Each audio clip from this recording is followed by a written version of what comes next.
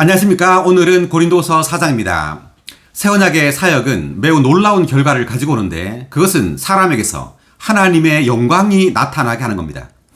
그렇다면 새 언약의 사역은 무엇인가 하면 그 영이신 부활하신 그리스도를 사람에게 공급하여 이 사람으로 하여금 그리스도의 형상, 주님의 형상을 갖게 하는 겁니다. 아멘. 이것이 고린도서 3장 18절에서 우리가 저번 시간에 봤었는데요. 다시 한번 3장 18절 한번 보겠습니다. 그러나 우리 모두는 노를 벗은 얼굴로 거울처럼 주님의 영광을 바라보고 반사함으로써 그분과 동일한 형상으로 변화되어 영광에서 영광에 이릅니다. 이것은 주 영에서 비롯됩니다. 아멘. 자, 우리는 이 새 언약의 사역을 통해서 주님과 동일한 형상으로 변화된다고 말합니다. 자, 이 변화는 매우 놀라운 단어입니다. 이것은 이 새 언약의 사역이 신성한 생명, 그리스도의 그 생명을 사람 안으로 분배하여 이 분배받은 사람들로 하여금 변화되게 한다는 겁니다. 어떻게? 그리스도의 형상으로 변화되게 합니다. 아멘. 결국 우리로 하여금 그 하나님의 영광을 가지게 합니다. 하나님을 표현하는 하나님의 영광이 되게 하는 거죠. 그래서 동일한 형상으로 변화되어 영광에서 영광에 이른다고 말합니다. 아멘. 자, 이것이 이제 구약의 어떤 그림으로 나타나 있는데 출애굽기 34장 29절을 보겠습니다.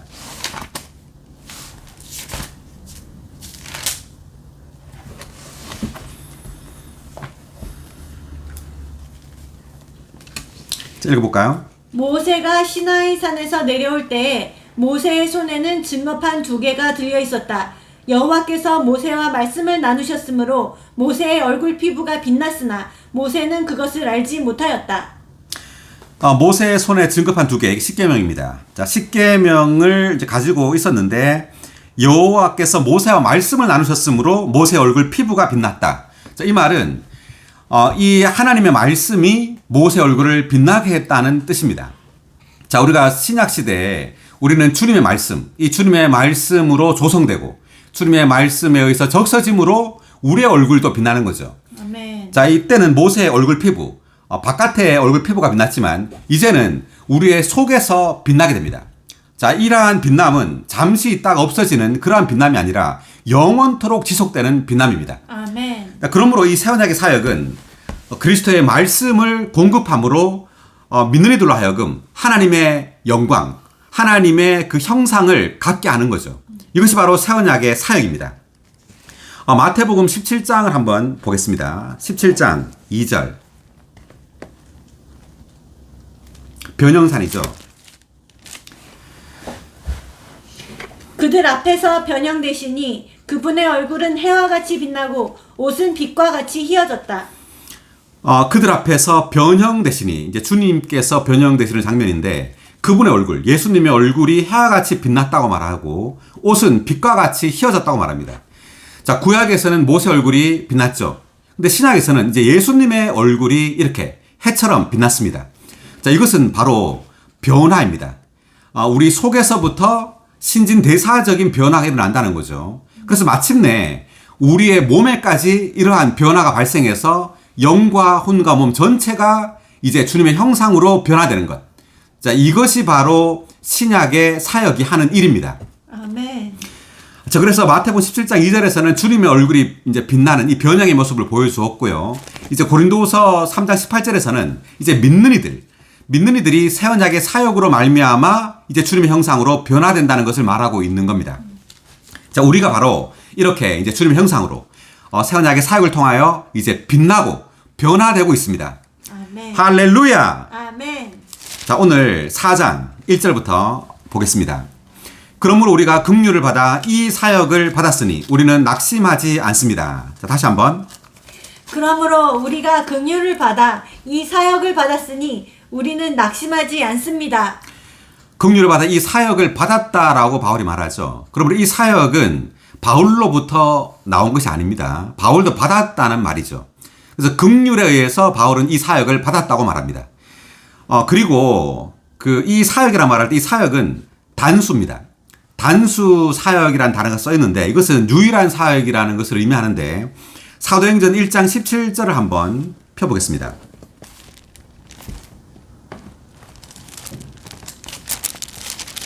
유다는 우리들 가운데 한 사람으로서 이 사역의 한 몫을 담당했던 사람입니다. 네, 유다는 이제 자기 스스로 목매달아 죽었죠. 그래서 우리들 가운데 한 사람으로서 이 사역의 한 몫을 담당했던 사람입니다라고 말했습니다. 그래서 지금 이제 이 사도가 11명인데 유다를 대신할 사도를 이제 뽑아야 한다는 뜻입니다. 여기서는 이야기가. 근데 이 사역이라는 말을 썼어요. 자, 이 사역의 한 몫을 담당한다. 사도들은 12명이었지만 사역은 하나라는 말이죠. 그래서 이 유일한 사역을 이제 이 많은 사도들이 그 한 몫을 담당하는 겁니다. 자, 바울도 마찬가지죠. 이 유일한 사역의 한 몫을 가지고 있는 사람이었죠. 자, 그래서 우리가 사역을 이렇게 따른다라고 말할 때 이것은 중심적인 사역, 중심적인 이상을 따르는 것을 의미합니다. 예를 들어서 우리가 교회 생활하는 많은 실행들이 있죠. 뭐 주회상 집회를 한다든지 또는 머리에 수건을 쓴다든지 침례라든지 이러한 것들은 성경적인 실행입니다. 그렇지만 이것이 다를 수가 있어요. 각 교회마다, 각 지에 믿는 이들마다 다른 실행을 할 수가 있고 심지어 어떤 틀릴 수도 있습니다. 성경적이지 않을 수도 있어요. 그렇지만 이것을 붙들어서는 안 되고 이것을 강조해서는 안 됩니다. 우리는 중심적인 이상, 유일한 이 사역을 붙들어야 하고 이것을 강조해야 합니다. 아멘. 그렇지 않을 때 교회는 분열이 발생하게 되죠. 그러니까 분열이 발생하는 이유는 그 교회마다 그 실행하는 실행이나 어떤 교리의 차이 때문에 발생하는 것이 아니라 그 차이를 용납하지 않기 때문에 발생하는 겁니다. 즉, 그 중심적인 이상을 우리는 강조해야 되고 그렇지 않은 것들은 강조하지 말아야 한단 말이죠. 그래서 성경은 많은 어떤 이상, 많은 실행과 그리고 어떤 교리를 말하고 있습니다. 그렇지만 사도들이 강조한 것은 하나님의 경륜이라는 이 중심적인 이상을 강조했죠. 이것이 바로 이 사역이에요. 그리스도를 공급함으로 그리스도의 몸을 건축한다는 이 중심적인 사역, 이 유일한 사역을 이들은 감당했던 겁니다. 아멘. 네, 우리도 마찬가지죠. 우리도 새 언약의 사역자들입니다. 다만 사도들만 새 언약의 사역자들이 아니라 모든 믿는 이가 새 언약의 사역자들이고 새 언약의 사역을 해야 합니다. 아멘. 그럴 때 우리가 강조해야 될 것은 바로 하나님의 경륜이죠. 그리스도의 몸을 건축하기 위하여 우리는 다만 생명이신 그리스도를 다른 이들에게 공급해야 합니다. 아멘. 자, 이것을 강조해야지 우리가 그리스도를 공급하는 어떤 방법이나 그리스도를 누리는 어떤 길을 강조해서는 안 된단 말이죠. 네, 주의 이름을 우리는 부르고 있습니다. 그렇지만 이것을 또한 너무 지나치게 강조한다면 이제 주의 이름을 부르지 않는 어떤 성도들과는 우리가 분열되게 되겠죠. 그래서 이러한 방법을 강조해서는 안 되고 다만 권유할 수는 있죠. 이 성경적이기 때문에. 네, 성경에서 그것을 말하고 있죠. 누구든지 주의 이름을 부르는 사람은 구원을 받는다고 말하고 있기 때문에 우리는 주의 이름을 부름으로 주님을 접촉하는 겁니다. 주님의 공급을 받는 거죠. 그렇지만 다만 주님의 이름을 부르는 방법밖에 없는 것이 아닙니다. 성경을 읽거나 또는 또 절체들과 어떤 교통을 하거나 또는 찬송을 할 때 우리는 얼마든지 주님을 공급받을 수 있는 거죠. 그렇기 때문에 우리는 이러한 방법을 강조해서는 안 되고 다만 하나님의 경륜이라는 그러한 중심적인 이상을 강조할 필요가 있다는 겁니다. 자, 그럴 때 우리는 몸 안에서 하나로 건축될 수 있습니다. 자, 그 다음 2절입니다. 오히려 우리는 숨겨진 부끄러운 일들을 버리고 강교하게 행하지 않고 하나님의 말씀에 불순물을 섞지 않으며 진리를 나타내어 하나님 앞에서 모든 사람의 양심에 우리 자신을 추천합니다. 한 번 더 읽어볼까요? 오히려 우리는 숨겨진 부끄러운 일들을 버리고 강교하게 행하지 않고 하나님의 말씀에 불순물을 섞지 않으며 진리를 나타내어 하나님 앞에서 모든 사람의 양심에 우리 자신을 추천합니다. 자, 우리가 새 언약의 사역, 그러니까 이 유일한 사역에 대해서 말할 때 이 유일한 사역을 수행하는 이 사역자들이 어떠해야 되는지를 지금 바울이 말하고 있는데 이것을 하기 전에 1의 3번 각주, 이 사역에 대한 각주를 먼저 읽어보고 넘어가겠습니다. 고린도 후서 2장 12절부터 3장 18절까지 해서 묘사된 사역, 즉 그리스도의 모든 사도들에게 공통적인 유일한 사역을 가리킨다. 네, 공통적인 유일한 사역이라고 말하는 거죠. 그다음 사도들은 많지만 그들에게는 오직 하나의 사역, 즉 하나님의 신약 경륜을 성취하기 위한 새 언약의 사역이 있다. 사도들의 모든 일은 이 유일한 사역을 수행하는 것이며 그것은 그리스도의 몸을 건축하기 위하여 그리스도를 사람들에게 공급하는 것이다. 네, 그리스도의 몸을 건축하기 위하여 그리스도를 사람들에게 공급하는 것. 이것이 새 언약의 사역입니다. 네, 목표는 그리스도의 몸을 건축하는 거죠. 그리고 그 방법은 그리스도를 사람들에게 공급하는 겁니다. 이것이 바로 사역입니다. 자, 그리고 2절에 1번 하나님의 말씀에 불순물을 섞지 않는다에 대한 불순물에 대한 각자 읽어볼까요? 이 표현에 대한 헬라어의 원래 의미는 올무에 걸리게 하는 것이다. 이것이 나중에는 금이나 포도주에 불순물을 섞듯이 품질을 떨어뜨린다는 의미로 사용되었다. 네, 품질을 떨어뜨린다. 그러니까 하나님의 말씀에 불순물을 섞는다는 것은 하나님의 말씀의 품질을 떨어뜨린다라는 어떤 의미가 있다는 겁니다. 이 말은 고린도후서 2장 17절에 불순물을 섞다 보다는 더 좁은 의미로 사용되었는데 2장 17절에서는 이익을 위하여라는 의미가 더 있다. 네, 이익을 위하여 하나님의 말씀에 불순물을 섞는다라는 뜻인데, 자, 우리가 요한복음 2장 14, 15절.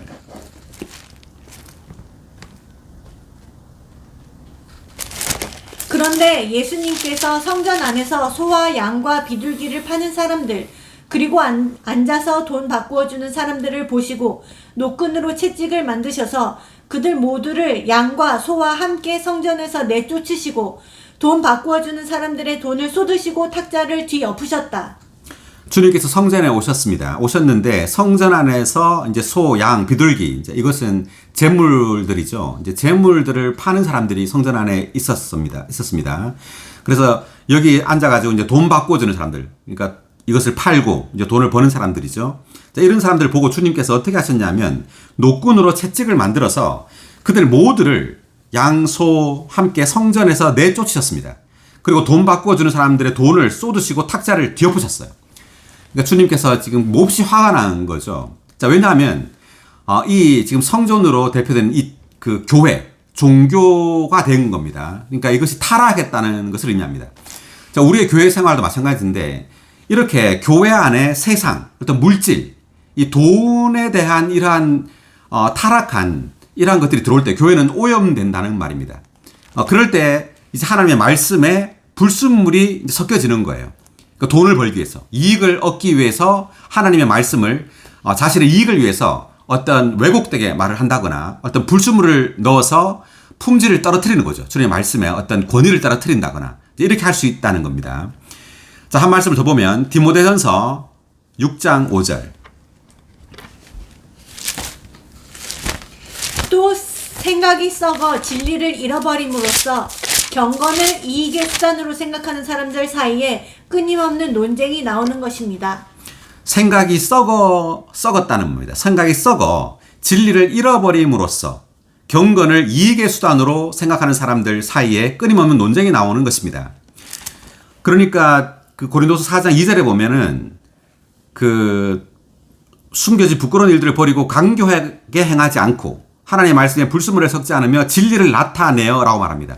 진리를 나타내야 되는데 진리를 잃어버린다고 말하죠.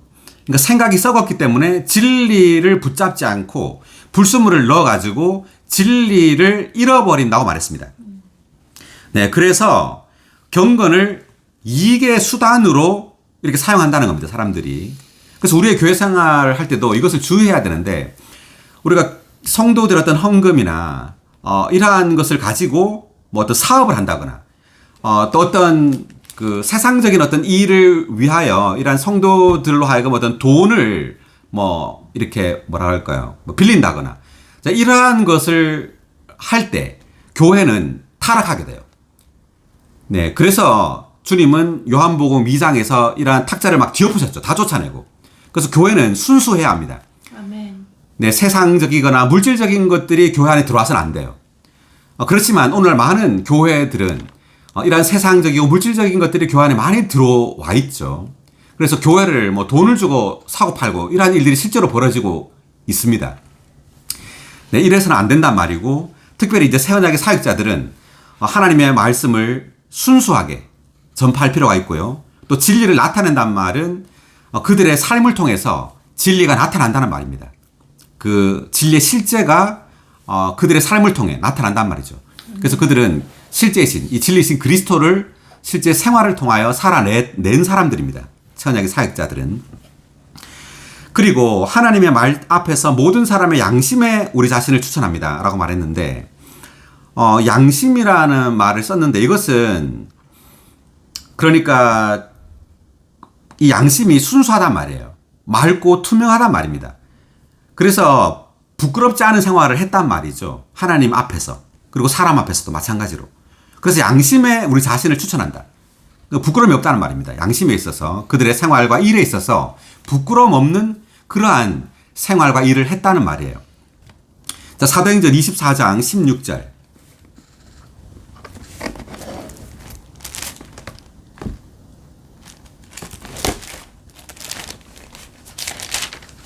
이 때문에 나 자신도 하나님과 사람들에 대하여 항상 거리낌 없는 양심을 간직하려고 훈련하고 있습니다. 네, 하나님과 사람들에 대하여라고 말하죠. 항상 거리낌 없는 양심을 간직하려고 훈련하고 있다고 말합니다. 그래서 양심에 거리낌이 없는 그러한 생활과 일을 했다는 말이죠. 자, 그 다음에 또 한 구절을 보면 디모데전서 1장 19절.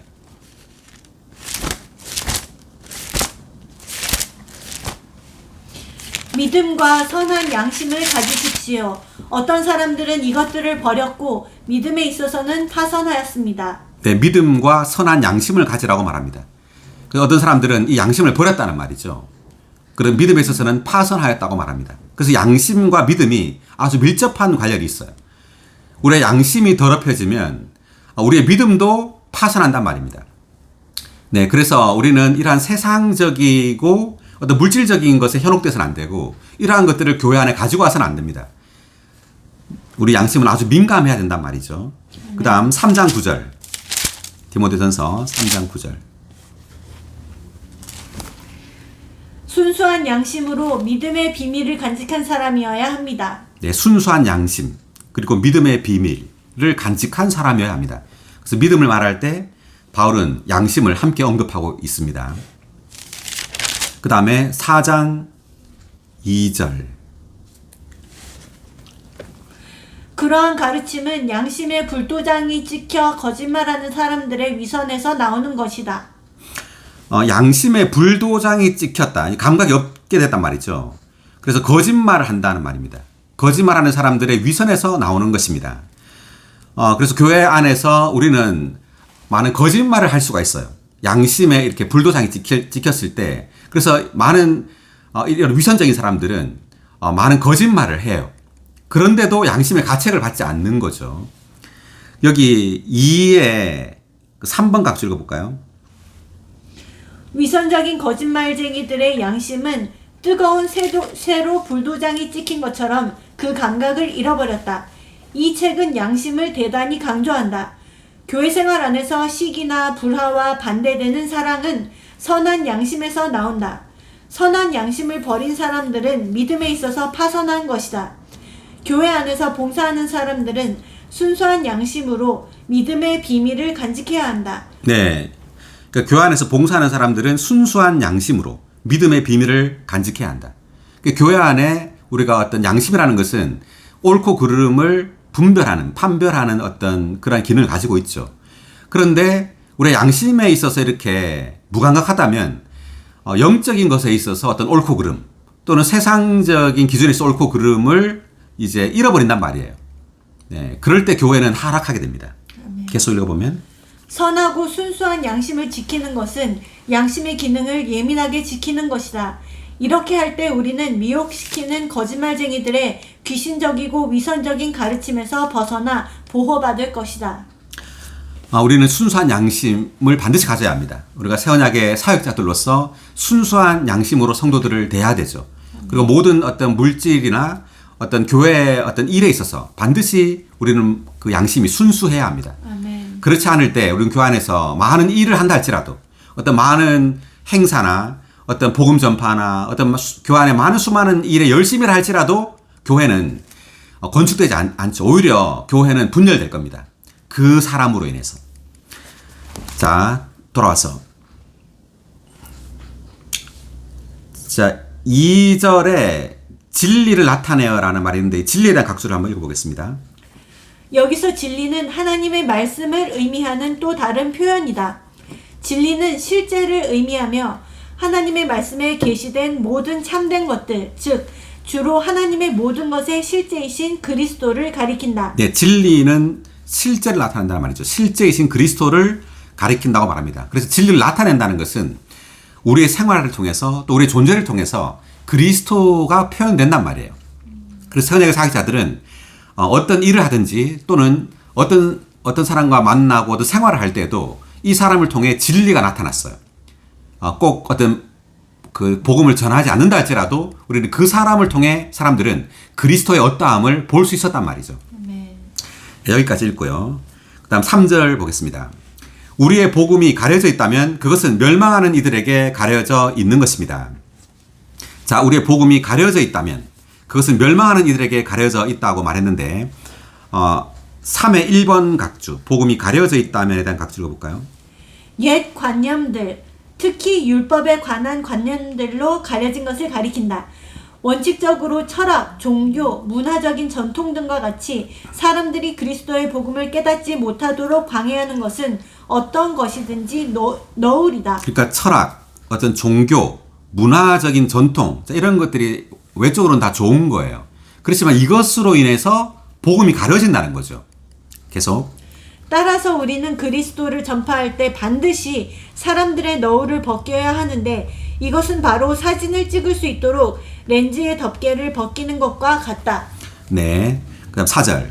그들 안에서 이 시대의 신이 믿지 않는 사람들의 생각을 눈멀게 하여 하나님의 형상이신 그리스도의 영광의 복음의 빛이 그들에게 비치지 못하도록 하는 것입니다. 다시 한번. 그들 안에서 이 시대의 신이 믿지 않는 사람들의 생각을 눈멀게 하여 하나님의 형상이신 그리스도의 영광의 복음의 빛이 그들에게 비치지 못하도록 하는 것입니다. 자, 이 시대의 신이라고 말했는데 이것은 이제 사탄을 말하고요. 자, 이 시대라고 말했는데 자, 이것은 로마서 12장 2절을 보겠습니다.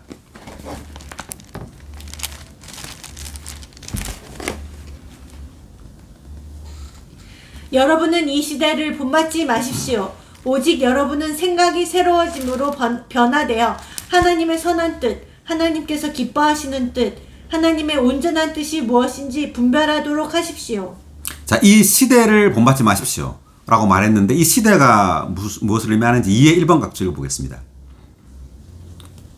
이 시대는 현재 우리가 접촉하며 살고 있는 세상의 실질적인 부분을 나타낸다.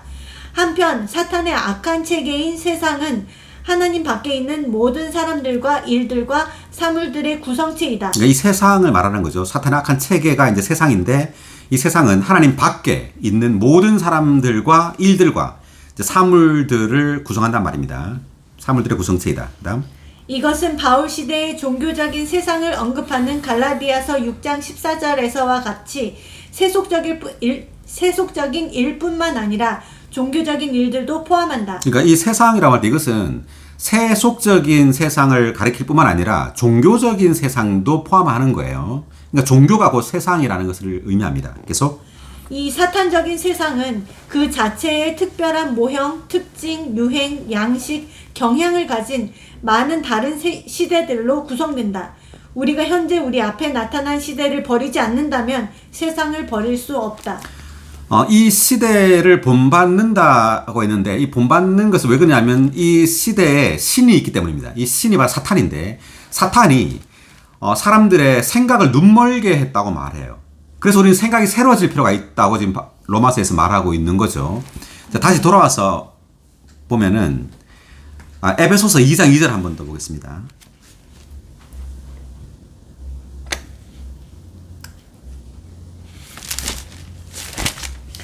그때 여러분은 그 가운데서 이 세상의 풍조를 따라 살고 공중 권세의 통치자 곧 지금도 불순종의 아들들 안에서 운행하고 있는 영의 통치자를 따라 살았습니다.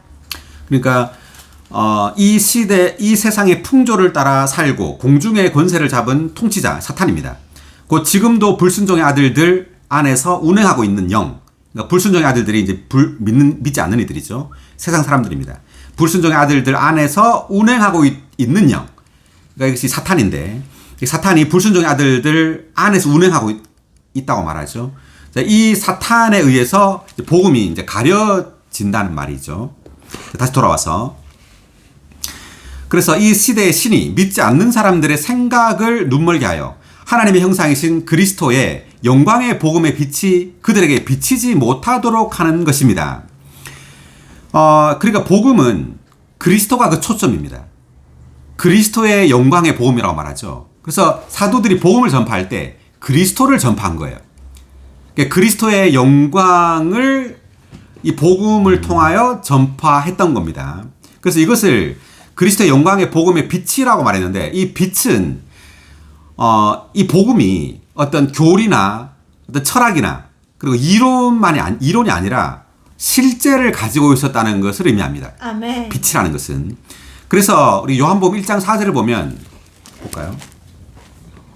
말씀 안에 무엇이 있었다고 말하죠? 그분 안에 생명이 있었으며 그 생명은 사람들의 빛이었다. 네, 그분 안에 생명이 있었다고 말하죠. 그 생명이 사람들의 빛이었다고 말합니다.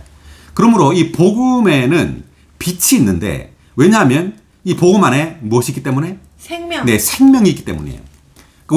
우리가 알아야 됩니다. 복음 안에 생명이 있다는 걸 인식해야 돼요. 그럴 때 우리는 이 복음을 다만 이론이나 어떤 교리로 전하지 않고 생명을 가지고 전할 수 있게 됩니다. 아멘. 그래서 이 복음은 빛입니다. 다만 이론이나 교리가 아니라는 걸 깨달아야 돼요. 아멘. 왜냐하면 이 복음 안에는 그 실제가 있기 때문에, 그 실제인 생명이 있기 때문에 이 복음은 빛이에요.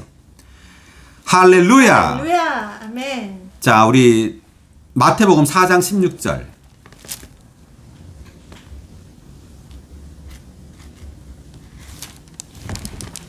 어둠에 앉아있는 백성이 큰 빛을 보았고 죽음의 땅과 죽음의 그늘에 앉아있는 사람들에게 빛이 떠올랐다. 네, 어둠에 앉아있는 백성이 큰 빛을 보았다. 누굴 봤단 말이죠? 그리스도. 네, 그리스도를 본 거예요. 그리스도가 바로 큰 빛입니다. 주님은 이 땅에 어떤 교리로 오신 것이 아니라 다만 가르침을 주러 온 것이 아니에요. 그분 자신이 빛입니다. 그분이 바로 생명이에요. 그러므로 복음은 빛이신 그 그리스도를 전파하는 겁니다. 아멘. 네. 자, 그 다음 한 구절 더 보면 그 8장 12절 마태복음이 아니라 요한복음. 요한복음 8장 12절 볼까요? 예수님께서 다시 사람들에게 말씀하셨다. 나는 세상의 빛이니 나를 따르는 사람은 결코 어둠 속에 다니지 않고 생명의 빛을 얻을 것입니다. 할렐루야. 나는 세상의 빛이니 아멘. 나를 따르는 사람은 결코 어둠 속에 다니지 않고 생명의 빛을 얻을 것입니다. 할렐루야. 네, 주 예수님은 생명의 빛이십니다. 주님은 세상의 빛이시죠. 그래서 우리가 어둠 속에 다니지 않는 길은 도덕을 배움으로 어둠 속에 다니지 않는 것이 아니에요. 도덕이 우리로 하여금 어둠에서 벗어나게 하는 것이 아니라 무엇이 벗어나게 하죠? 그리스도. 네, 그리스도입니다. 왜냐하면 그리스도가 세상의 빛이고 생명의 빛이기 때문입니다. 아멘. 우리는 반드시 그리스도를 생명의 빛으로 누려야 합니다. 아멘. 나는 세상의 빛이니 아멘. 나를 따르는 사람은 결코 어둠 속에 다니지 않고 생명의 빛을 얻을 것입니다. 할렐루야. 아멘. 놀랍습니다. 자, 그래서 복음 전파는 빛을 비추는 겁니다. 복음 전파는 사람들에게 생명이신 그리스도를 전파하여 그들로 하여금 빛이신 그리스도를 영접하게 하고 빛 속에서 살게 하는 거죠. 네, 그 다음 5절입니다. 그러므로 우리가 우리 자신을 전파하는 것이 아니라 그리스도 예수님께서 주님이시라는 것과 우리 자신이 예수님을 위하여 여러분의 노예가 된 것을 전파합니다. 아멘. 다시 한번. 이것은 우리가 우리 자신을 전파하는 것이 아니라 그리스도 예수님께서 주님이시라는 것과 우리 자신이 예수님을 위하여 여러분의 노예가 된 것을 전파하기 때문입니다. 네, 사도들 자신을 전파한 것이 아니라고 말합니다. 그 자신을 전파했다라는 의미가 뭘까요? 자, 이것은 자기 자신을 높였다는 것을 의미하죠. 그러니까 우리는 사역자, 신약의 사역자로서 우리 자신을 높이면 안 됩니다. 바울이 이제 이런 말을 쓴 이유가 뭐냐 하면은 고린도의 성도들이 사도들을 높였기 때문이에요. 복음을 전하는 사람들을 높였기 때문입니다. 우리는 절대 복음 전하는 사람들을 높여서는 안 되고 예수 그리스도만을 높여야 돼요. 아멘. 네. 자, 그래서 바울이 전파한 것은 무엇이냐 하면은 예수 그리스도께서 주님이시라는 것을 전파했습니다. 자, 예수 그리스도께서 이제 주님이시라는 말에는 무엇이 포함되느냐면 하나님께서 육체가 되셨다는 것을 포함합니다. 네. 왜냐하면 이 예수 그리스도 예수님께서 주님이시라는 것을 말하는 거죠. 그러니까 바울은 하나님을 전파한 것이 아니에요.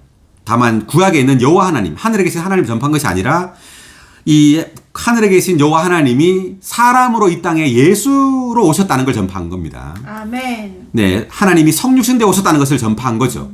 그리고 이분께서 우리의 죄를 위하여 죽었다는 걸 전파하는 것입니다. 그리고 부활했다는 걸 전파하는 것이고 이제 승천하여 주와 그리스도가 되셨다는 것을 전파하는 겁니다. 아멘. 네, 예수님께서 주와 그리스도가 되셨다. 이것이 사도행전 2장 36절에 있죠. 자, 그래서 여기 5의 2번 각주를 한번 읽어보겠습니다.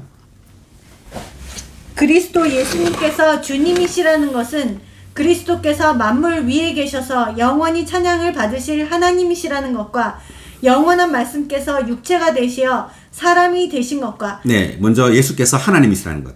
그 다음에 육체가 되시어 사람이 되신 것. 그 다음 예수님께서 사람으로서 십자가에 못 박히시어 우리의 구주가 되시고 부활하셔서 하나님의 아들이 되신 것과 네, 그러니까 주님이 십자가에 박히시고 구주가 되셔서 이제 부활하셔서 하나님의 아들, 인성에 있어서조차도 주님은 하나님의 아들이 되셨다는 거죠. 이것이 이제 사도행전 13장 33절에 나오죠. 부활하셔서 하나님의 아들이 되셨다고 말합니다. 그 다음 그리스도께서 높아지셔서 주님, 심지어 하나님의 형상과 영광의 광채로서 모든 사람의 주님이 되신 것을 다 포함하고 있다. 네, 이걸 다 포함한다는 겁니다. 예수님께서 이제 주님이시라는 것은 이제 주님께서 높아지셔서 주님, 즉 하나님의 형상과 영광의 광채로서 모든 사람의 주님이 되신 것, 이 모든 것들을 다 포함한다는 말이죠. 계속 읽어보면 이것이 바로 복음의 내용이다. 따라서 이 복음은 그리스도의 영광의 복음이며 사람의 마음속을 밝게 하고 빛나게 하고 비춘다.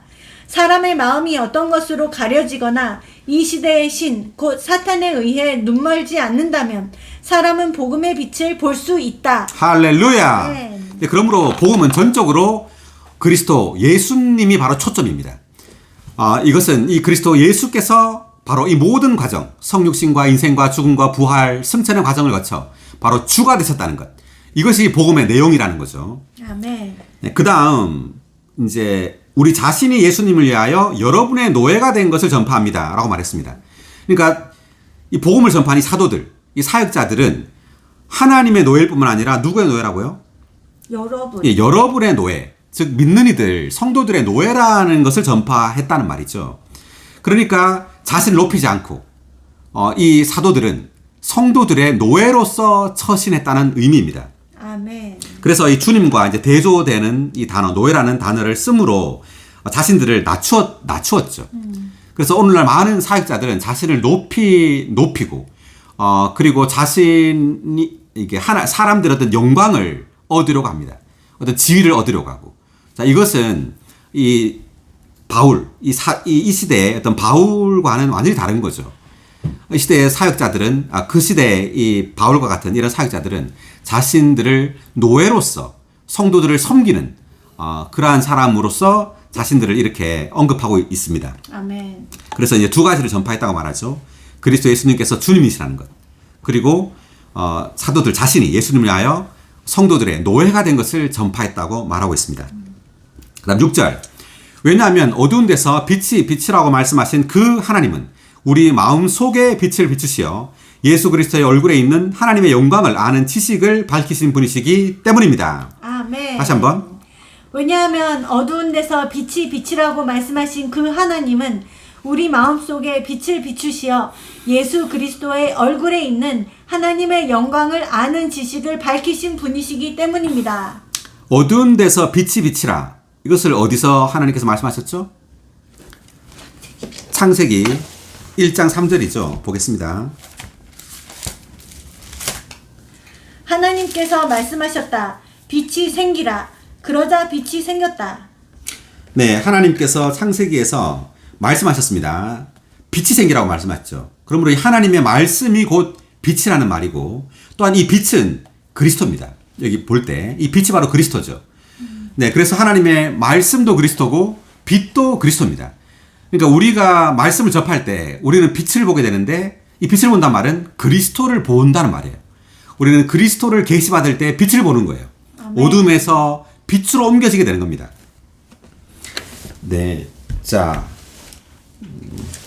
이 각주를 읽어보면 6의 1번 각주를 보겠습니다.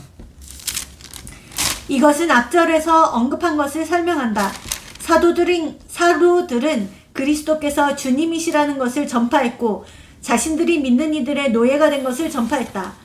왜냐하면 어두운 데서 빛이 빛이라고 말씀하신 바로 그 하나님께서 그들 마음속에 빛을 비추셨기 때문이다.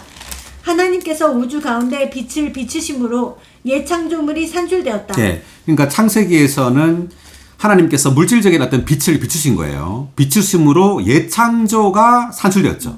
계속. 이제 그분께서 사도들 마음속에 빛을 비추심으로 그들은 새 창조물이 되었다. 네, 이제 신약에서 바울은 이제 구약에 있는 이 물질적인 빛을 사용해서 신약에 있는 실제의 빛, 그 새 창조를 가지고 오는 그리스도가 바로 참 빛이라는 것을 사용하고 있습니다. 아멘. 그래서 그분께서 사도들 마음 속에 빛을 비추신다. 구약의 이 물질적인 빛은 바깥에 빛을 비추었다면 이제 신약의 이 빛이신 그리스도는 믿는 이들의 마음에 빛을 비춘다는 거죠. 어떻게? 말씀을 통해서요. 예, 사도들의 어떤 이 말씀을 통해서 믿는 이들의 마음 속에 빛을 비춤으로 믿는 이들은 새 창조물이 된다는 거죠. 아멘. 할렐루야. 아멘. 그다음. 그러므로 그들이 전파할 때 그리스도를 주님으로 높일 수 있었고 사역을 하면서 믿는 이들의 노예로서 처신할 수 있었다. 사도들이 그리스도를 위하여 한 것과 사도들이 믿는 이들에게 어떠했던 것은 하나님께서 빛을 비추신 결과였다. 하나님께서 빛을 비추심으로 새 언약의 사역자들과 그들의 사역이 산출된다. 네, 하나님께서 빛을 비추심으로 새 언약의 사역자들과 그들의 사역이 산출된다. 그래서 하나님은 빛이신 그리스도를 사역자들에게 비추심으로 이제 이 사역자들은 새 언약의 사역자들이 되는 거죠. 아멘. 그리고 이러한 빛을 통해서 이 사역 또한 사역이 산출된다는 의미입니다. 자, 그 다음에 자 6의 3번 각주인데 마음속에 빛을 비추시어에 대한 각주입니다. 우리 마음속에는 모세의 얼굴에 보다 훨씬 더 깊다. 이것은 사도의 복음 사역의 영광과 모세의 율법 사역의 영광을 비교한다. 그러니까 마음속에가 중요한데 이제 사도들의 사역은 성도들의 마음속에 그리스도의 빛을 비추는 겁니다. 아멘. 그래서 구약에는 모세에 다만 얼굴에 빛이 비쳤지만 이제는 신약에서는 성도들의 마음속에 빛이 비춰집니다. 자, 이것은 이제 모세의 율법 사역의 영광과 신약의 사도의 복음 사역의 영광을 비교하는 거죠. 그다음 마음속에는 내적인 생명과 관련되는 반면 얼굴에는 내적인 생명과 아무 관련이 없다. 예. 그러니까 마음이라는 것은 내적인 생명과 관련돼 있다는 거죠. 근데 얼굴에는 내적인 생명과 아무 관련이 없다. 그러므로 우리 신약 시대에 우리 믿는 이들은 반드시 우리의 마음을 열어야 됩니다. 아멘. 우리의 깊은 존재를 주님께 열어야 되죠. 그래서 우리가 성경을 읽든 또 집회에서 어떤 찬송을 하든 신을 하든 우리 마음을 주님께 열어야 돼요. 기도를 할 때도 마찬가지입니다. 우리 다만 합당한 기도를 하는 것이 중요한 것이 아니에요. 우리의 머리를 사용해서 합당하고 유창하고 멋있는 기도를 하는 것이 중요한 것이 아니라 반드시 우리의 깊은 마음 속에서부터 주님께 기도를 해야 합니다. 아멘. 계속 옛 언약의 제가 읽을게요. 옛 언약의 영광은 표면에 있다. 그러나 새 언약의 영광은 매우 깊다. 아멘. 자, 그 다음 6의 4번이 뭐냐 하면은 예수 그리스도의 얼굴에 있는 하나님의 영광을 아는 지식에 대한 각주입니다. 예수 그리스도의 얼굴은 모세의 얼굴과 비교된다. 예수 그리스도의 얼굴에 있는 복음의 영광은 모세의 얼굴에 있는 율법의 영광보다 훨씬 더 뛰어나다. 전자는 은혜와 실제를 가져오신 분의 얼굴에서 빛나며 의와 그 영, 곧 생명을 산출한다. 예, 그러니까 모세 얼굴과 예수 그리스도의 얼굴을 지금 비교하고 있는 거죠. 그래서 예수 그리스도의 얼굴에 있는 복음의 영광은 모세 얼굴에 있는 율법의 영광보다 훨씬 더 뛰어나다는 겁니다. 아멘. 그래서 이 전자는 은혜와 실제를 가지고 왔고, 그래서 이것은 의와 그 영과 생명을 산출한다고 말하고, 후자는 뭐죠? 율법을 받았던 사람의 얼굴에서 빛났으며 유죄 판결과 죽음을 산출한다. 그러니까 율법, 즉 모세의 그 율법은 유죄 판결과 죽음을 산출한다는 겁니다. 계속. 하나님께서 우리 마음속에 빛을 비추시는 것은 우리가 모세의 얼굴에 있는 영광이 아니라 그리스도의 얼굴에 있는 영광을 알도록 밝게 하시는 것이다. 그것은 우리가 모세의 옛 언약의 율법이 아니라 그리스도의 새 언약의 복음을 알도록 밝혀주시는 것이다. 예수 그리스도의 얼굴에 나타난 하나님의 영광은 예수 그리스도로 말미암아 표현되신 영광의 하나님이며 하나님의 영광의 광채이신 예수 그리스도이다. 예수 그리스도를 아는 것이 영광의 하나님을 아는 것이다. 예수 그리스도를 아는 것이 영광의 하나님을 안다. 우리가 예수 그리스도를 접촉할 때 우리는 하나님을 접촉한다는 말입니다. 아멘. 네, 하나님이 원하는 것은 예수 그리스도를 통해서 하나님을 우리에게 계시하고 하나님을 주입하는 거죠. 네, 율법은 다만 하나님을 접촉하는 것이 아니라 우리의 노력으로 하나님이 주신 어떤 율법을 지키는 겁니다. 네, 그렇기 때문에 이것은 하나님의 영광과 관련이 없어요. 율법은. 그렇지만 이 신약의 새 언약의 사역은 말씀을 통하여 하나님 자신을 우리에게 계시하고 하나님 자신을 비추는 겁니다. 아멘. 그래서 하나님 자신이 우리 존재 안으로 주입되는 거죠. 그래서 하나님의 이란 요소로 말미암아 하나님을 표현하게 되는 겁니다. 아멘. 그러므로 우리는 하나님의 영광을 가지게 되는 거죠. 자, 그다음 네, 6절을 방금 이제 읽었습니다. 6절. 자, 7절입니다. 그러나 우리는 이 보배를 질그릇 속에 담고 있습니다. 이것은 그 탁월한 능력이 하나님께 속한 것이며 우리에게서 나오는 것이 아니라는 것을 나타내시려는 것입니다. 다시 한번. 그러나 우리는 이 보배를 질그릇 속에 담고 있습니다. 이것은 그 탁월한 능력이 하나님께 속한 것이지 우리에게서 나오는 것이 아니라는 것을 나타내시려는 것입니다. 근데 이제 6절에 있는 이 영광, 이 영광의 빛, 이 빛이 보배를 우리 속에 가지고 온다는 말입니다. 이 보배가 누구죠? 네, 그리스도, 하나님입니다. 이 하나님이 바로 보배라고 바울은 말하고 있는데 이 보배가 지금 어디에 있어요? 우리 속에. 네, 질그릇 속에 있죠, 보배가. 그러니까 바울은 우리를 질그릇이라고 말하고 하나님을 보배라고 말합니다. 자, 이러한 대조는 무엇을 의미하느냐 하면 우리가 질그릇, 그러니까 쓸모없는 하찮은 질그릇이라는 것을 깨달으면 깨달을수록 우리는 하나님을 보배로서 더욱더 깨닫게 된다는 말이에요. 아멘. 자, 그러니까 가치 없고 약한 존재임을 우리로 하여금 알게 한단 말이죠. 질그릇 같은 존재라는 것을 알게 해요. 어떤 환경을 통해서. 그럴 때 우리는 우리 자신의 어떤 지혜나 명철이나 우리 자신의 어떤 가진 것을 의지하지 않고 이제 보배이신 하나님을 의지하게 됩니다. 아멘. 그럴 때 하나님은 더욱더 우리 안에서 빛나게 되죠. 예, 더욱더 빛남을 통해서 이제 이 보배는 우리 속에 더 역사하게 됩니다. 자, 그 하나의 예를 보면 창세기 4장 26절 에노스가 나오게 되는데요. 셋에게도 아들이 태어났는데 셋은 그의 이름을 에노스라고 하였다. 그때부터 사람들이 여호와의 이름을 부르기 시작하였다. 에노스가 이름에 의미가 있는데 26의 1번 각주를 보니까 연약하고 죽을 수밖에 없는 사람이라는 뜻이다. 에노스가. 그러니까 모든 믿는 이들, 타락한 믿는 이들은 타락한 사람 인류는 다 에노스예요. 뭐죠? 연약하고 죽을 수밖에 없는 사람이라는 겁니다. 자, 이렇게 우리가 연약하고 죽을 수밖에 없는 사람이라는 것을 깨달을 때 에노스는 뭘 했죠? 하나님의 이름을. 네, 여호와 이름을 불렀죠. 우리가 얼마나 돈이 많든, 얼마나 부자이건, 얼마나 건강하든, 얼마나 우리의 지위가 높든 간에 우리는 에노스예요. 우리는 죽을 수밖에 없는 연약한 존재입니다. 그럴 때 이것을 깨달으면 깨달을수록 이 사람은 여호와의 이름을 부른다는 말이죠. 이 부른다는 말은 다만 우리의 입술로 부르는 것이 아니라 우리의 마음으로 깊은 속에서 주님을 접촉하면서 부른다는 뜻이에요. 주님을 의지한다는 말이죠. 참으로. 저기 2번 각주 읽어볼까요? 부르기 시작했다.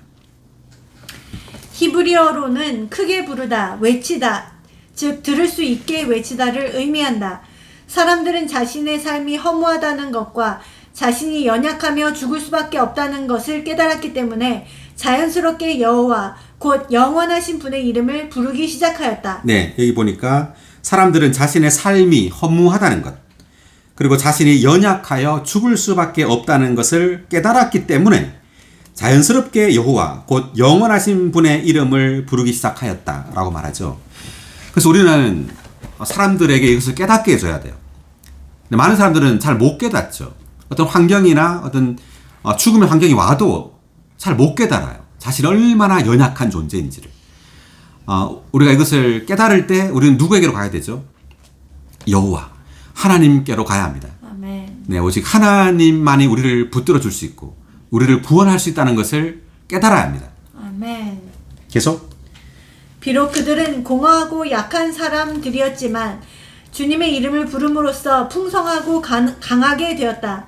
이것은 그들이 부르던 분의 풍성과 능력 안으로 그들 자신이 들어갔기 때문이다.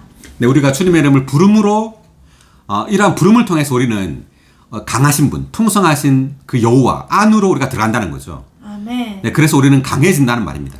강해지고 우리는 힘을 얻게 되고 만족하게 되고 기쁘게 되고 평안을 얻게 됩니다. 그래서 우리가 주님의 이름을 많이 불러야 될까요? 부르지 말아야 될까요? 불러야 됩니다. 네, 우리는 주님의 이름을 갈수록 많이 불러야 됩니다. 우리가 교회 생활 안에서 생명이 얼마큼 살았던지 간에 갈수록 우리는 주님의 이름을 많이 불러야 돼요.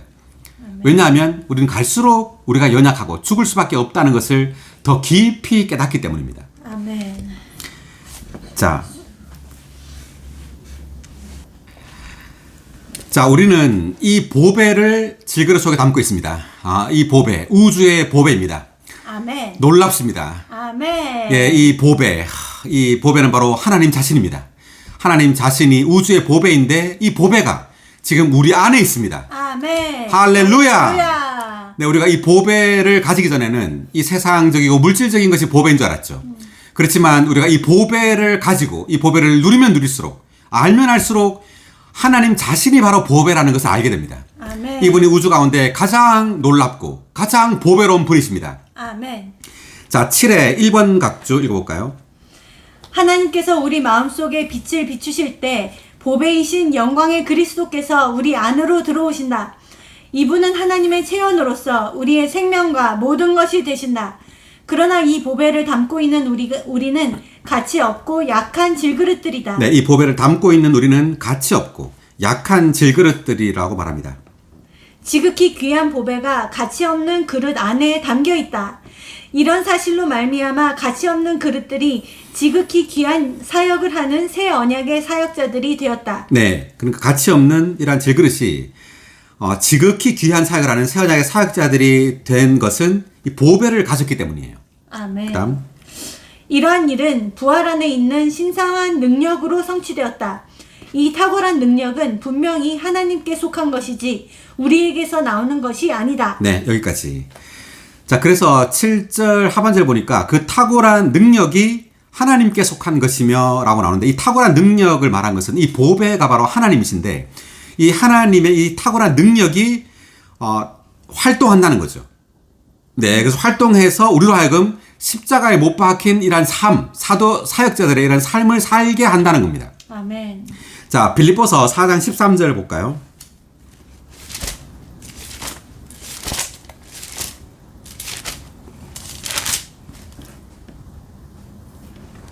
아. 4장 13절. 나에게 능력 주시는 분 안에서 나는 모든 것을 할 수 있습니다. 나에게 능력 주시는 분 안에서 나는 모든 것을 할 수 있습니다. 아멘. 네, 능력 주시는 분 그리스도입니다. 자, 이때 능력에 대한 여기 각주가 나오는데 읽어볼까요? 1번. 헬라어로는 안에서부터 역동적으로 만든다는 뜻이다. 그리스도는 우리 안에 거하신다. 그분은 밖에서부터 우리에게 능력을 주시는 것이 아니라 안에서부터 우리에게 능력을 주시며 우리를 역동적으로 만드신다. 네, 그러니까 그리스도는 우리 안에서부터 우리에게 능력을 주신다는 겁니다. 능력을 주셔서 우리를 역동적으로 살아있게 만든다고 말합니다. 아멘. 이렇게 내적으로 능력을 얻음으로써 바울은 그리스도 안에서 모든 것을 할 수 있었다. 네, 내적으로 능력을 얻었다고 말하죠. 그러니까 외적인 능력이 아니라, 즉 바깥으로 어떤 기적을 행하는 능력이 아니라 내적인 능력은 바울로 하여금 십자가에 못 박힌 이러한 삶을 살 수 있게 하는 능력이에요. 아멘. 그래서 그 다음 구절을 이제 고린도후서 4장의 이제 8절부터 이러한 십자가에 못 박힌 바울의 이 사역자들의 삶이 나오는데요. 자, 그걸 하기 전에 자, 7의 2번 각주가 보배에 대한 각주 한번 읽어볼까요? 이 보배는 질그릇들인 우리 안에 내주하시는 그리스도이며 이분은 그리스도인의 생활을 위한 공급의 신성한 근원이시다. 네, 이 보배가 이제 우리 안에 내주하시는 그리스도라고 말합니다. 그리고 이분은 그리스도인의 생활을 공급하는 신성한 근원이시다. 그러니까 보배로서 담은 우리 안에 머물러 있는 것이 아니라 이분은 우리에게 어떤 신성한 공급을 한다는 거예요. 그리스도인의 생활을 할 수 있도록 아멘. 네, 공급하는 신성한 근원이라는 거죠. 계속 새 언약의 사역자들인 사도들이 능히 십자가에 못 박힌 생활을 하여 그들이 공급했던 그리스도의 부활 생명을 나타낼 수 있었던 것은 바로 이 보배의 탁월한 능력으로 말미암은 것이었다. 이와 같이 사도들은 복음의 빛을 비추기 위하여 진리를 나타냈다. 그러니까 이 탁월한 능력이 하나님께 속했고 우리에게서 나온 것이 아니라는 것은 사도들 자신의 어떤 능력으로 십자가에 못 박힌 삶을 살지 않았다는 말이죠. 아멘. 그 안에 있는 이 보배의 능력, 즉 그리스도, 내주하는 그리스도의 이 탁월한 능력에 의해서 이러한 십자가에 못 박힌 삶을 살았다는 거예요. 그래서 우리 또한 마찬가지입니다. 우리는 우리의 어떤 능력이나 우리의 지혜, 우리의 어떤 다만 성경 지식으로 이러한 삶을 살려고 노력해서는 안 되고 우리 안에 내주하시는 이 보배의 능력, 예, 생명 주시는 영, 그리고 우리 안에 내주하는 이 그리스도의 탁월한 능력으로 이러한 십자가에 못 박힌 삶을 살아야 합니다. 아멘. 자, 그 다음 8절입니다. 우리는 사방에서 압박을 받아도 짓눌리지 않으며 나갈 길을 찾을 수 없어도 나갈 길이 전혀 없는 것이 아니며 박해를 받아도 버림받지 않으며 맞아 쓰러져도 멸망하지 않습니다. 자, 8절 9절을 보면은 이제 사도들이 이제 사역을 하면서 이제 겪었던 이러한 많은 환난과 박해를 말해주고 있는데 사방에서 압박을 받았다는 말이죠. 사방에서 많은 어떤 고통이 있었다는 겁니다. 자, 그런데도 짓눌리지 않았다 이렇게 말합니다. 그리고 나갈 길을 찾을 수 없어도 나갈 길이 전혀 없는 것이 아니다. 나갈 길이 없는 외적으로 그런 상황들이 있었다는 말입니다. 많이. 그리고 박해를 받아도 라는 박해를 받았단 말이죠. 그렇지만 버림받지 않았다. 그리고 맞아 쓰러져도 그러니까 멸망하지 않았다. 그러니까 외적으로 어떤 바울은 뭐 40에 하나 감한배를 뭐 몇 번 맞고 뭐 이런 말을 많이 했죠. 그래서 외적으로 이러한 많은 환난이 있었어도 이러한 것들을 다 견뎌냈다는 말입니다. 그러니까 이것은 그 내적인 생명의 능력, 부활 능력에 의한 거예요. 즉 이 보배에 우리 안에 내주하는 이 보배이신 그리스도의 내적 생명에 의해서 이러한 것들을 견뎌냈단 말입니다. 즉 이것은 어떤 기적적인 치유나 또 외적 환경을 주님이 이러한 환경이 없도록 보호한 것이 아니라 다만 내주하는 예수의 생명, 그 보배의 이러한 탁월한 능력에 의해서 이러한 환경들을 능히 이겨내고 견뎌냈단 말이에요. 아멘. 자, 10절을 읽겠습니다. 예수님을 죽게 한 것을 우리가 항상 몸에 지니고 다니는 것은 예수님의 생명도 우리 몸에서 나타나게 하려는 것입니다. 다시 한번. 예수님을 죽게 한 것을 우리가 항상 몸에 지니고 다니는 것은 예수님의 생명도 우리 몸에서 나타나게 하려는 것입니다. 예수님을 죽게 한 것. 이것은 예수님이 이 땅에서의 생활, 이 땅에서 십자가에 못 박힌 그러한 삶이었죠. 이러한 삶을 사도들이 항상 몸에 지니고 다닌다. 이 말은 사도들이 예수님의 이 땅에서의 삶을 반복해서 똑같이 살았단 말이에요. 예. 그래서 예수님의 생명이 우리 몸에서 나타난다. 자, 이 말이 지금 8절, 9절에 이러한 그 짓눌리지 않고 뭐 박해를 받고 이러한 것을 통해서 예수님의 생명이 나타났단 말입니다. 그래서 이것은 어떤 기적적인 치유나 또 외적인 주님의 주권에 의한 보호를 가리키는 것이 아니라 내적 생명에 의해서 이러한 압박과 박해 속에서도 이러한 것을 능히 이겨내고 견뎌냈단 말입니다. 아멘. 자, 그 다음, 자, 말씀을 하나 찾아볼게요. 출애굽기 4장 25절.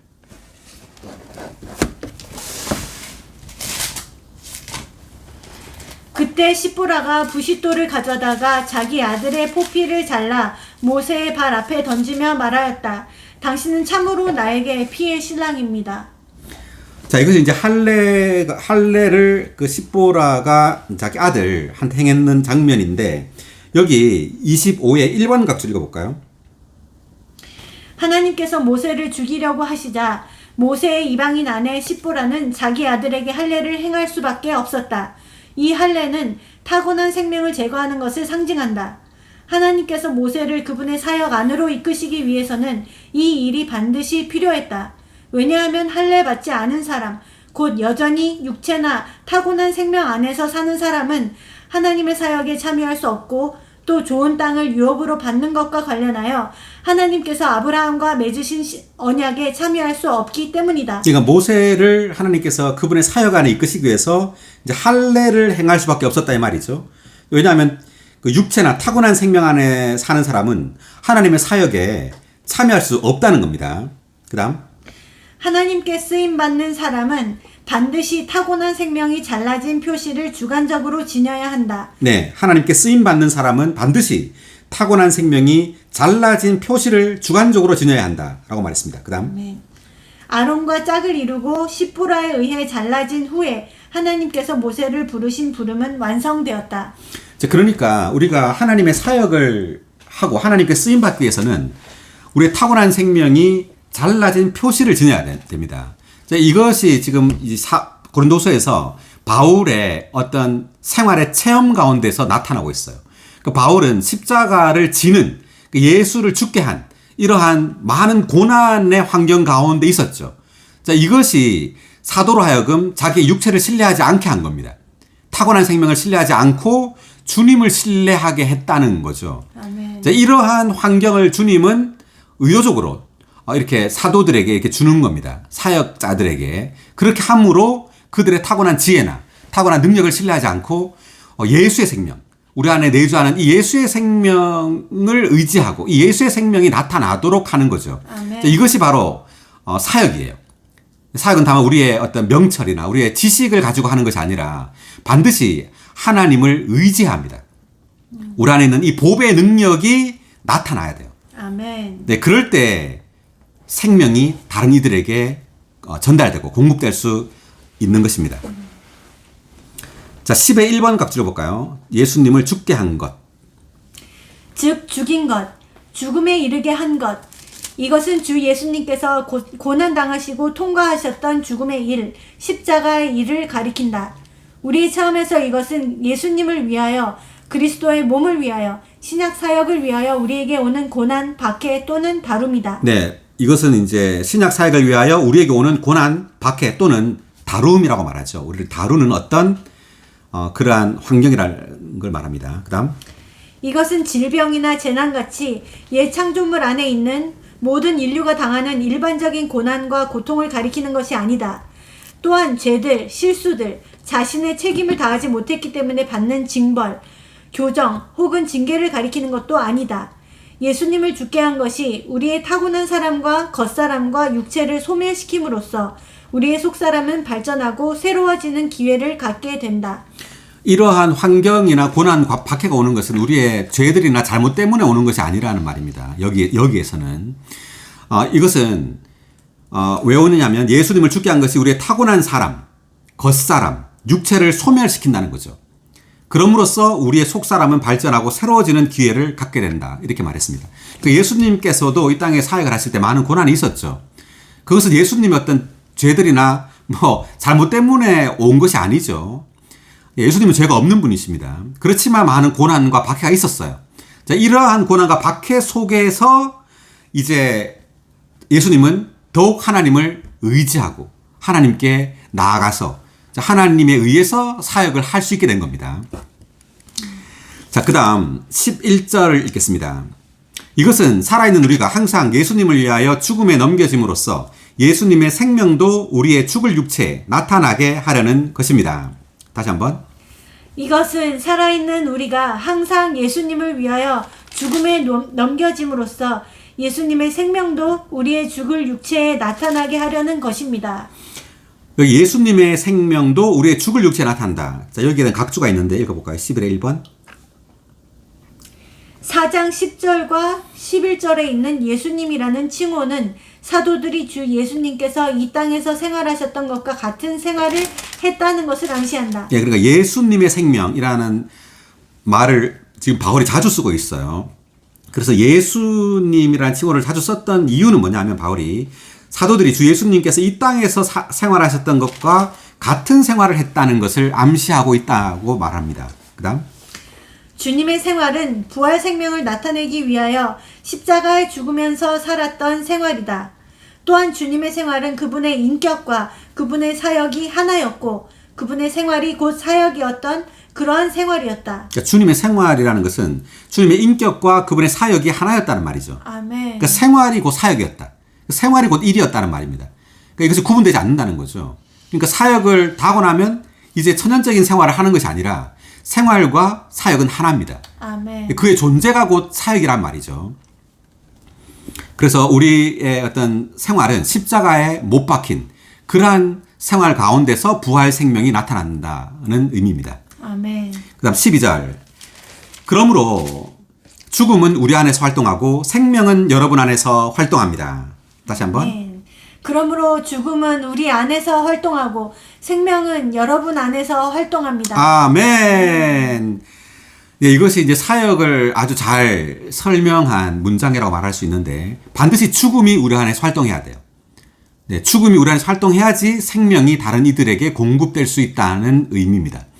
자, 이게 예를 들어보면 여호수아 3장 17절.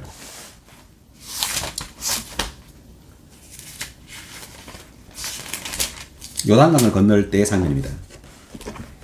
온 이스라엘이 마른 땅을 밟고 건너는 동안 여호와의 언약궤를 운반하는 제사장들은 온 민족이 요단강을 완전히 건널 때까지 요단강 한가운데 마른 땅에 견고히 서 있었다.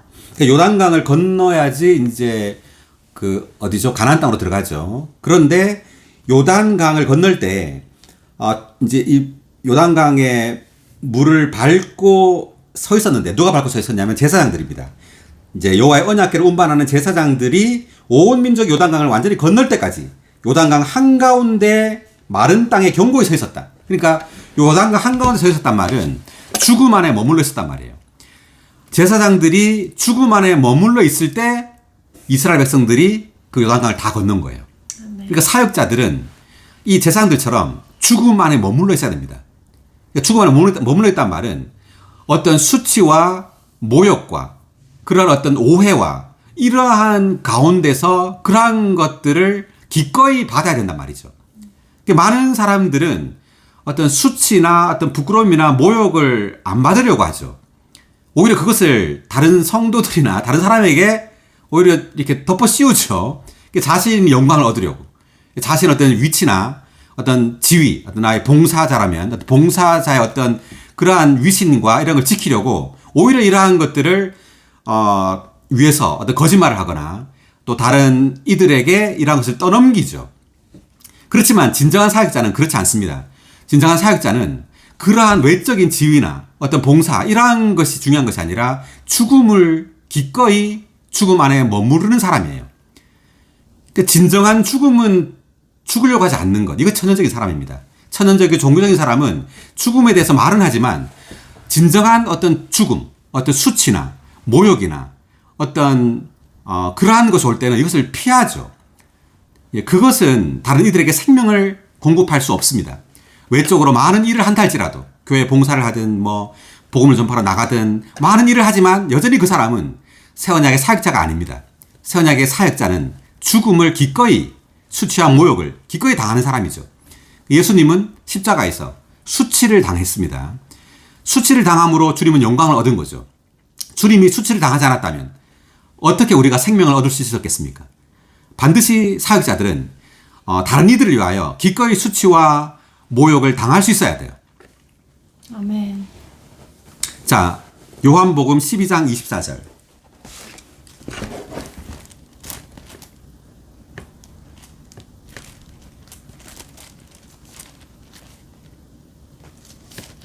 내가 진실로 진실로 여러분에게 말합니다. 한 알의 밀이 땅에 떨어져 죽지 않으면 한 알 그대로 남아있지만 죽으면 많은 열매를 맺습니다. 하늘의 밀이 예수 그리스도 자신을 이제 말하고 있고요. 그분 자신을 하늘의 밀로 이야기한 것은 그분 안에 생명이 있다는 말이에요. 이 밀처럼, 하늘의 밀처럼. 근데 이 밀 아래에 있는 이 생명이 어떻게 해방될 수 있느냐? 그것은 죽어야 합니다. 땅에 떨어져 죽어야지 많은 열매가 맺어지는 거예요. 그래서 이 많은 열매를 얻는 길은 죽음이라는 거죠. 진정한 죽음. 많은 사람은 영광을 얻길 원하지만, 사람의 영광을 얻고 지위를 얻기 원하지만, 주님은 그러한 오히려 죽음을 택한 겁니다. 우리에게 생명을 주시기 위해서. 아멘. 그 24의 1번 각주 읽어볼까요? 요한복음. 세상적인 관점에서 보면 이때가 예수님의 황금기였다.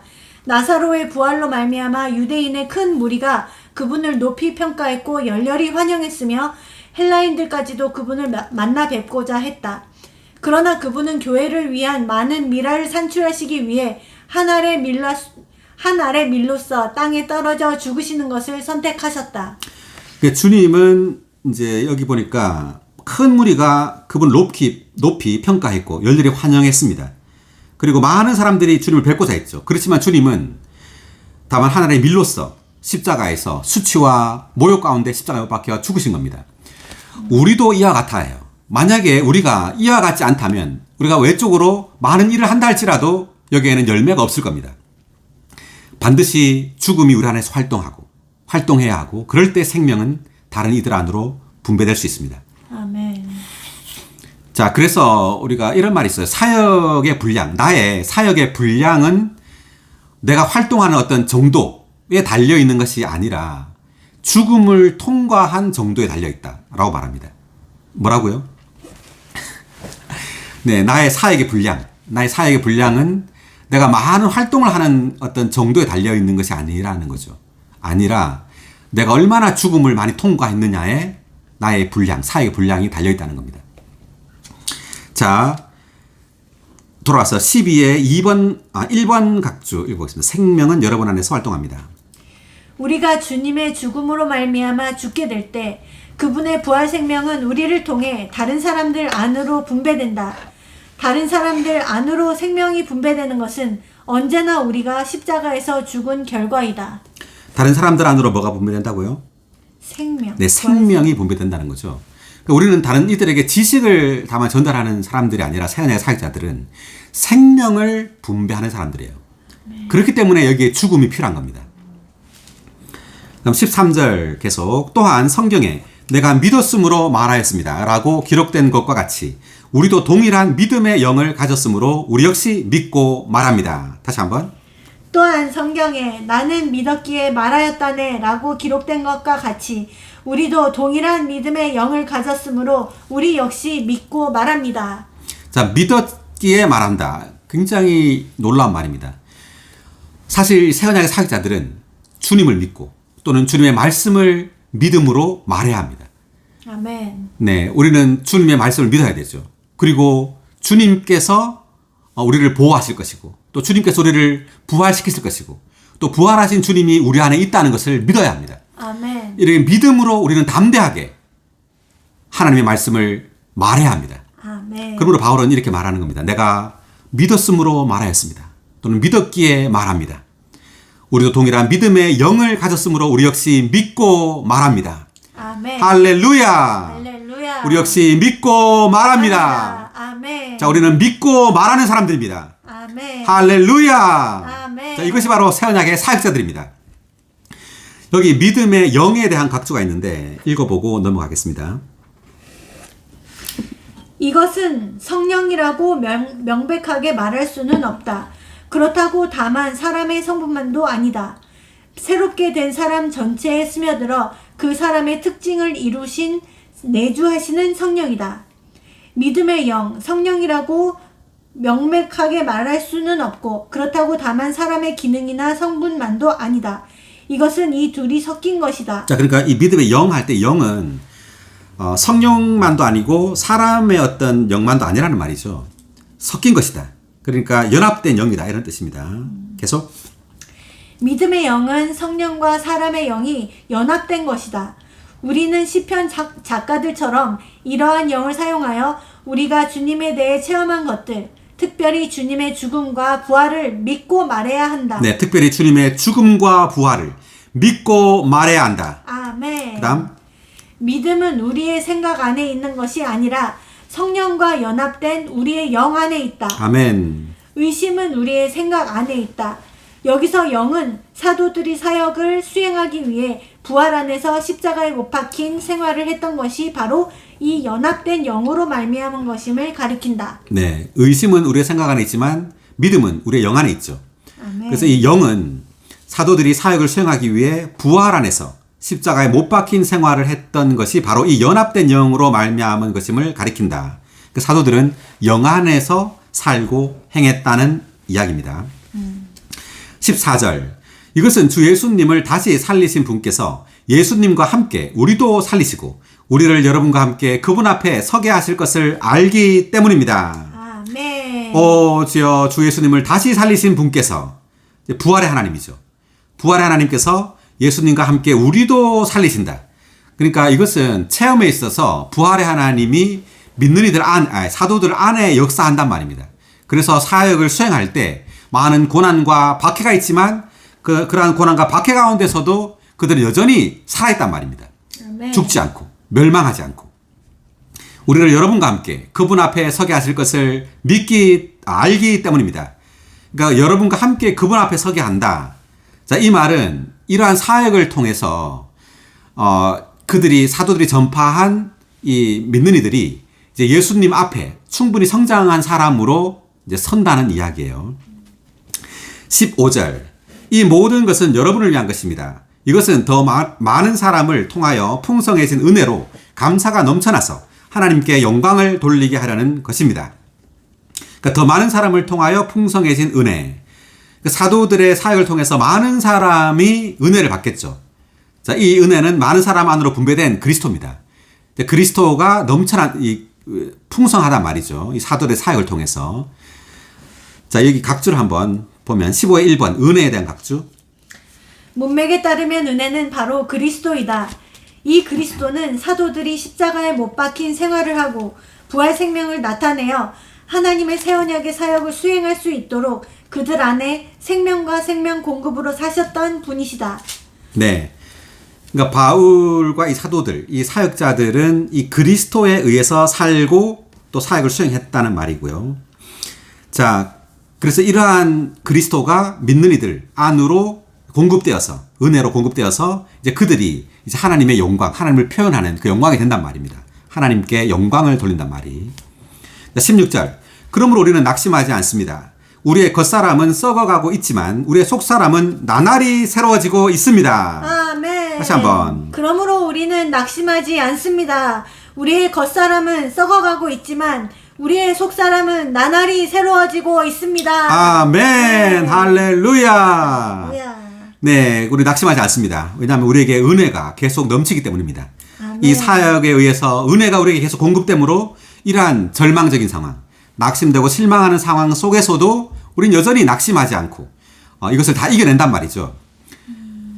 우리의 겉사람은 썩어가고 있다 또는 소모되고 있다라고도 번역할 수 있는데, 자, 이때 이제 우리의 겉사람이라고 할 때 여기 각주를 보면 16의 1번 겉사람 속사람에 대한 각주를 읽어보겠습니다. 겉사람은 몸을 기관으로 삼고 혼을 생명과 인격으로 삼아 이루어진다. 속사람은 거듭난 영을 생명과 인격으로 삼고 새롭게 된 혼을 기관으로 삼아 이루어진다. 이제 겉사람은 다만 몸을 가리키는 것이 아니란 말이에요. 그러니까 몸이 썩어간다. 이 말은 시간이 흐름에 따라서 늙고 병들어간다 이런 의미가 아니라 이 겉사람은 몸과 우리의 혼을 다 포함한 거예요. 그래서 어떤 소모시키는 어떤 압력과 어떤 고난을 통하여 이러한 겉사람, 그 혼을 포함한, 이때 혼은 그러니까 새롭게 되지 않은 그런 우리의 혼입니다. 혼이 이런 환경을 통하여 소모되고 그리고 부서지고 갈려진다는 것을 의미하는 거예요. 그래서 겉사람은 몸을 기관으로 삼고 혼을 생명과 인격으로 이제 삼아 이루어지는 거고, 속사람은 거듭난 영을 생명과 인격으로 삼고 새롭게 된 혼을 기관으로 삼아 이루어진다, 이렇게 말했어요. 그러니까 겉사람은 이제 혼이 중심이고 속사람은 영이 중심이라는 말이죠. 그다음 혼 생명은 부인되어야 하지만 혼, 생각, 의지, 감정의 기능은 속사람의 인격인 거듭난 영이 사용할 수 있도록 굴복되어 새롭게 되고 높여져야 한다. 그래서 우리의 혼 생명은 부인돼야 된다. 혼의 어떤 기능들, 생각, 감정, 의지가 부인되는 것이 아니란 말이에요. 생각, 감정, 의지는 점점 발전되고 더 기능이 더 새롭게 되고 높아져야 된단 말이죠. 아멘. 그렇지만 우리의 혼 생명은 부인돼야 된다. 그러니까 혼 생명이라는 것은 우리의 어떤 자아, 우리 천연적인 생명이에요. 우리의 어떤 지식, 우리의 지혜, 사람의 능력으로부터 나온 이러한 혼 생명은 부인되어야 된다. 부인되어지도록 겉사람은 소모되어진다는 거죠. 아멘. 무엇을 통해서? 이러한 많은 환난을 통해서, 이런 환경을 통해서 그렇다는 겁니다. 그래서 우리의 속사람은 나날이 새로워지고 있습니다. 라고 말했죠. 자, 우리의 속사람은 어떻게 된다고요?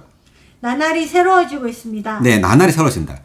다만 환경이 우리의 속사람을 새롭게 하는 것이 아니라 환경이 올 때 우리가 주님께로 돌이키고 우리 안에 있는 예수의 생명을 접촉하고 우리 안에 있는 그 영을 접촉할 때 이 신성한 영에 의해서, 연합된 이 영에 의해서 우리의 속사람은 나날이 매일매일 새로워진다는 겁니다. 아멘. 그래서 이것이 그 고린도후서 3장 18절에 있는 변화예요. 변화됨으로 어떻게 되죠? 영광에서 영광에 이른다는 거예요. 영광에서 영광에 이른다는 말이 여기 지금 4장에서는 체험 가운데 우리의 속사람이 새로워지는 것으로 이제 말을 하고 있는 겁니다. 아멘. 그래서 외적으로는 어떤 환경의 다룸을 통해서 우리의 겉사람이 부서지고 갈려지는 것이 필요하고요. 근데 환경의 다룸이라는 것은 우리 가까이 있는 어떤 사람이 될 수 있겠죠. 우리 교회의 지체가 될 수도 있고, 지체가 나를 괴롭게 할 수 있겠죠. 괴롭게 하고 힘들게 할 수 있고, 또 문제가 발생할 수 있습니다. 교회 생활 가운데. 또는 우리의 가족, 우리의 남편, 우리의 아내, 우리의 자녀들이 우리를 갈 수 있겠죠. 갈고 우리를 화나게 하고, 그럼을 통해서 우리의 겉사람은 점점점 소모되어지고, 그리고 소모되어지는 겁니다. 자, 그래서 이거에 대한 그 요한복음 3장 30절을 보면은요.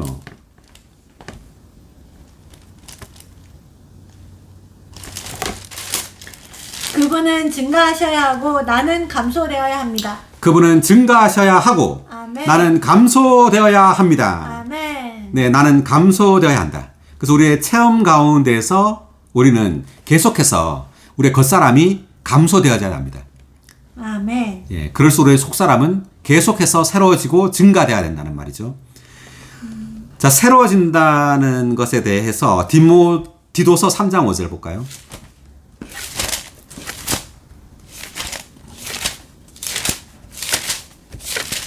우리를 구원하셨습니다. 그것은 우리가 행한 의로운 행위로 말미암은 것이 아니라 그분의 긍휼에 따라 새로남의 씻음과 성령의 새롭게 함으로 말미암은 것이었습니다.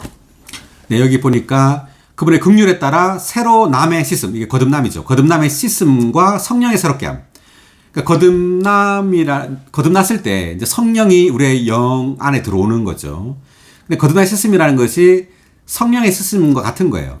그러니까 성령은 두 가지 역할을 한다. 하나는 우리의 옛 존재, 옛 사람을 씻고 우리의 새 사람을 새롭게 하는 이 두 가지 역할을 하는 겁니다. 성령이. 네. 자, 다시 돌아보겠습니다. 자, 16의 2번 각주를 읽어볼까요? 여기 썩어가고 있지만에 대한 각주.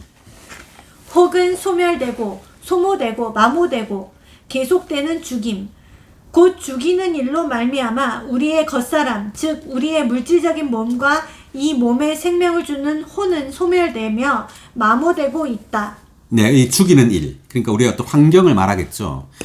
이러한 죽이는 어떤 환경이나 어떤 일로 말미암아 우리의 겉사람, 즉 우리의 물질적인 몸과 이 몸에 생명을 주는 혼은 소멸되고 마모되고 있다. 아멘. 다만 어떤 시간의 흐름에 따라서 늙어지고 병드는 것이 아니라 우리 어떤 환경과 고난과 이러한 소모시키고 마모시키는 이러한 일이 역사하고 있는 겁니다. 아멘. 하나님 어떤 주권 안에서 외적으로 이런 환경이 있고 내적으로는 예수의 생명, 부활하신 그리스도가 그 영으로 우리 안에 계시죠.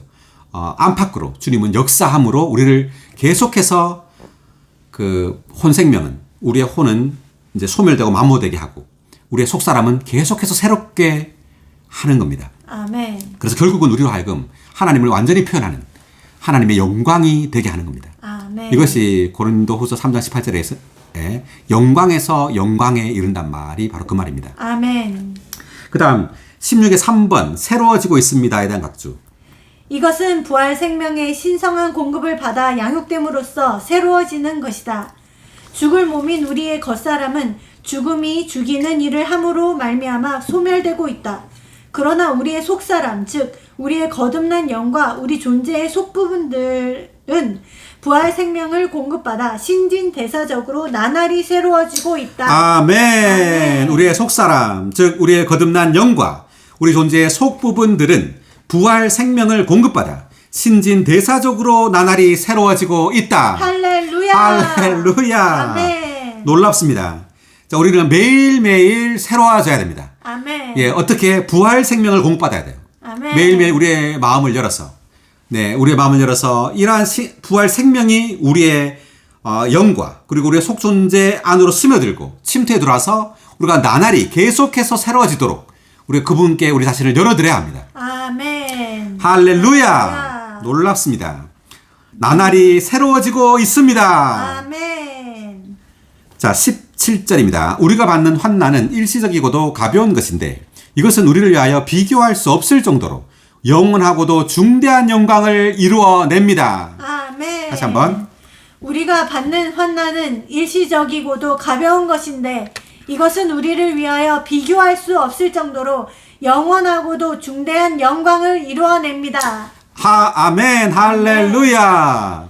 자, 우리가 받는 환난이라고 말했는데 이 환난은 우리가 어떤 끔찍한 일을 해서 또는 어떤 잘못된 일을 해서 오는 것이 아니에요. 물론 그렇게 오는 것은 어떤 벌이겠죠. 그렇게 오는 여기서 환난을 가리키는 것이 아니라 우리가 천연적이기 때문에 오는 겁니다.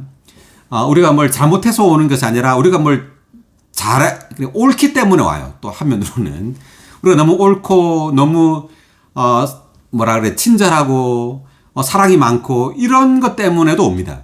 왜? 그것이 천연적이기 때문에. 아멘. 자, 이것이 반드시 부서져야 해요. 하나님은 우리의 미움 그리고 우리의 어떤 교만을 다루실 뿐만 아니라 우리의 사랑, 우리의 겸손, 우리의 친절까지도 하나님은 다루십니다. 그것이 천연적이기 때문에. 이러한 사랑과 인내와 겸손이 좋아 보일지 모르지만 또 고상하고 이러한 사람들 있죠. 이런 사람들이 더 위험할 수 있습니다. 이러한 것이 더 부서지기 어렵죠. 왜냐하면 좋다고 생각하기 때문에. 그래서 환경이 필요해요. 아멘. 또 교회 안에 또 문제가 발생할 수 있죠. 이것 때문에. 교회 안에 어떤 문제가 발생해서 이러한 일로 인해서 어려움을 당할 수 있습니다. 왜냐하면 하나님은 그것을 다루셔야 하기 때문에. 아멘. 그의 어떤 고상함, 그의 어떤 겸손함, 천연적인 겸손함, 그의 천연적인 봉사, 이러한 것들을 다루기 위해서 하나님은 환경이 필요해요. 자, 환난은 일시적이고도 가볍다고 말했고요. 그리고 영광은 비교할 수 없을 정도로 영원하고도 중대하다고 말했습니다. 아멘. 그래서 어떤 환난이 어떤 영광을 이뤄낸단 말인데, 자, 이것은 이러한 그 환경이 우리가 깨달은 어떤 계시와 어떤 이상을 더 깊어지게 합니다. 더 깊게 새겨지게 해요. 어떤 환경이, 이런 환난이. 그래서 우리의 존재가 깊어지지 않으면요, 우리가 어떤 계시를 알고 이상을 안다 하더라도 아주 피상적일 거예요. 그래서 그 사람의 어떤 생활에 영향을 주지 못할 겁니다. 그래서 우리가 어떤 성경의 최고봉의 계시를 안다고 해서 그것이 우리의 어떤 존재가 되었느냐, 우리의 생활 가운데 정말 우리는 그러한 우리가 본 이상을 살고 있느냐, 이것을 하나님께서 반드시 시험을 통해서 어떤 다rum을 통해서 이것을 시험하실 거예요. 아멘. 그럴 때 우리가 본 어떤 이상이 우리의 실제가 되기 위해서 우리의 생활이 될 수 있도록 하나님은 환경을 주셔서 우리를 깊은 존재 안으로 이끕니다. 아멘. 우리 반드시 깊은 존재가 돼야 돼요. 여기 각줄 한번 읽어보면요. 자, 17의 4번을 보니까 제가 볼게요. 그 영원하고도 중대한 영광이라고 그랬는데 이것은 영광이란 말은 부활 생명이신 하나님의 표현이라고 말했습니다. 영광은. 그리고 영광은 환난과 대조가 된다. 이렇게 말을 했고요. 그리고 네, 계속 읽어보겠습니다. 자, 18절 읽을게요. 계속. 우리가 주목하는 것은 보이는 것들이 아니라 보이지 않는 것들입니다. 왜냐하면 보이는 것들은 잠시뿐이지만 보이지 않는 것들은 영원하기 때문입니다. 아멘. 다시 한번. 우리가 주목하는 것은 보이는 것들이 아니라 보이지 않는 것들입니다. 보이는 것들은 잠시뿐이지만 보이지 않는 것들은 영원하기 때문입니다. 아멘. 그 17절에서 이제 환난에서 말했는데 환난은 일시적이고 가볍다 그랬죠. 그래서 우리가 닥치는 어떤 환난이나 어떤 어려움들이 이제 있는데 이제 이것들이 영원히 지속될 것 같지만 그렇지 않다는 거예요. 그래서 일시적이고 가벼운 거라는 거죠. 무엇에 비해서? 영광에 비해서. 우리가 얻게 될 그 중대한 영광에 비해서는 아주 일시적이고 가볍다는 겁니다.